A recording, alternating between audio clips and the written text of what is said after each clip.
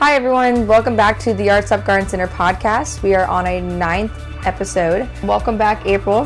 Thanks for joining us again. Thanks you for having me again. Of course. So this episode we're going to be talking about roses, and I'm actually really excited about this one because I don't know much about roses. And thankfully I do. Yeah, so this will be a good one, so stay tuned. So we'll jump right into it. Okay.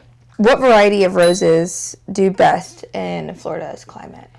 Well, we have several different roses that we sell that are specialty roses, like this one right here.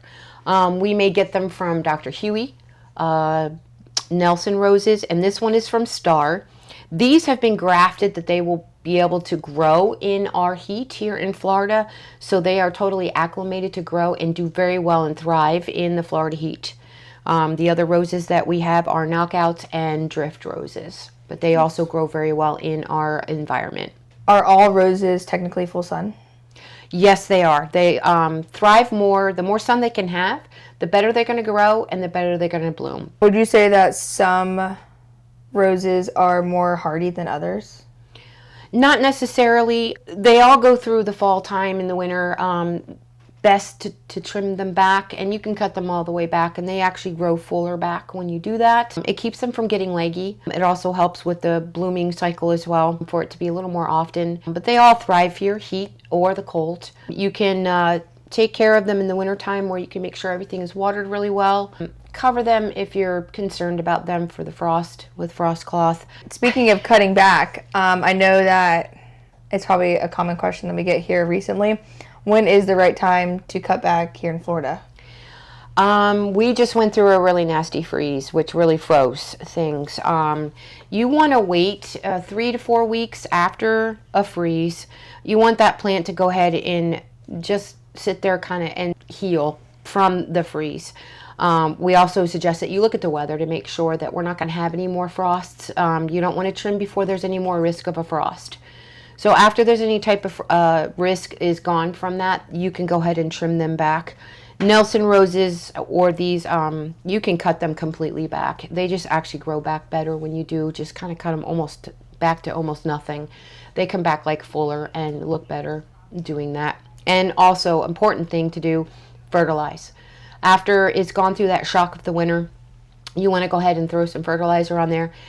We do have organic fertilizer, Espoma, for roses, specifically for them.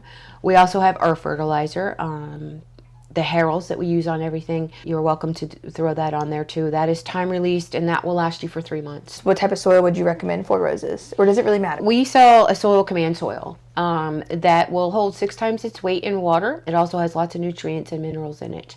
So it's very good for anything that you want to grow in. We suggest that when you purchase the plant, since there's just sandy soil here in Florida and it has absolutely no nutrients, it doesn't hold water, we suggest that you dig the hole a little deeper and you put some on the bottom and put some on the sides, and then go ahead and water it in.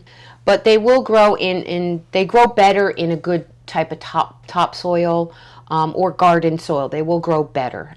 Sandy soil just doesn't have anything that it needs. Right.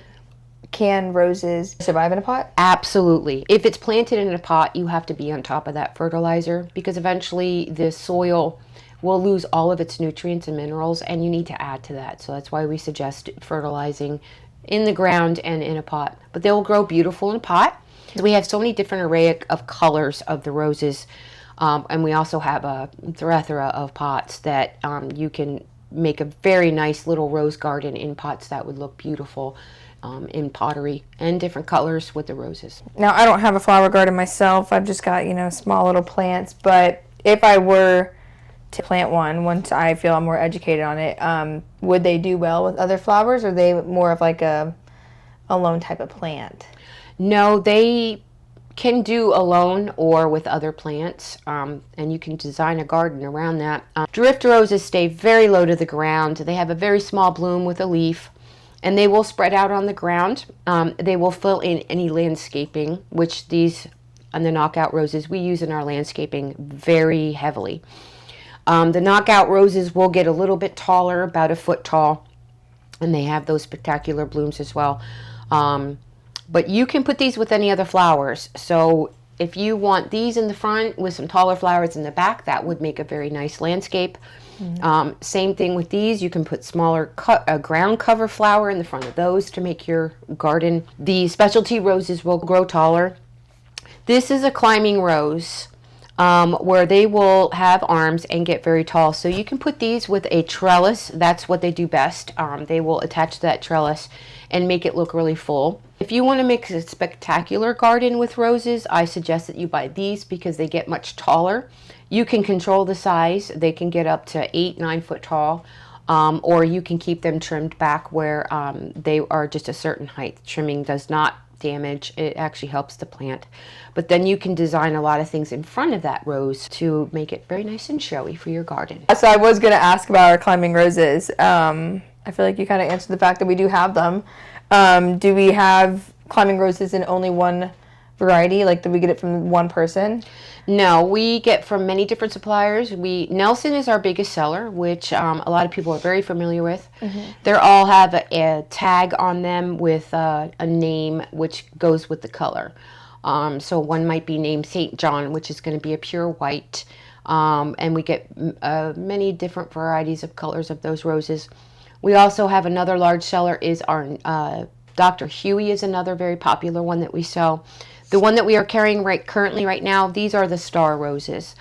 Just another brand of them that are climbers and do very well in the environment. All of them, they graft them so that they grow here. Are Nelson roses climbers?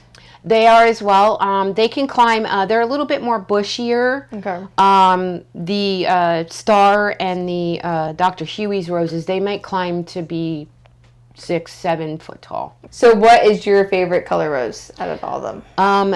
There's a rose, Nelson rose, that is smells like lavender and rose together. It's a very light purple. It has a wonderful fragrance. As soon as we got those in, I bought one. So that's in my yard growing. As soon as I come out my door, I can smell it when they're blooming, and they're just absolutely gorgeous. Which one would you say is our most popular roses that we sell? We sell a lot of both the knockout and the drift roses. They are extremely popular because it's a good filler for people's yards. Many people love roses, so it's just a very popular flower. It just depends on the look that you want for your garden. The knockout and drift roses are a little less needing to take care of. So those are popular items because of you can kind of put them in their yard. Yeah, low maintenance. You can put them in the yard and let them do their own thing. Right. The other ones, you do have to care for them a little bit more because you don't want them to get leggy and you want to clip off their blooms. You want to be on top of these a little bit more. What does leggy mean?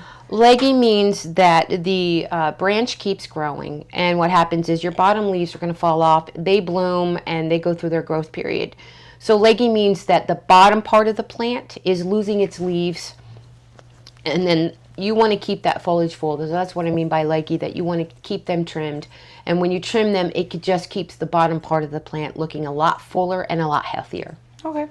Is there a specific variety that you have that we sell here that are more fragrant and smell? Because I know some people are only after.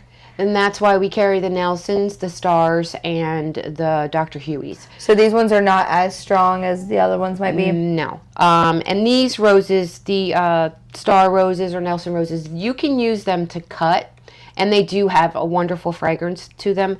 The other roses do have a fragrance of roses, but it's not as strong as the specialty roses. Nice. Okay. Are roses prone to any diseases or pests? Yes, roses can be prone to that, just like any plant here in Florida, because we deal with the humidity.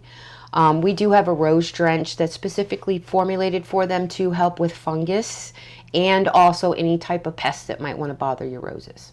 Thanks so much for joining us for the podcast. Hope you're able to take something from this video, and we'll see you next time. Bye.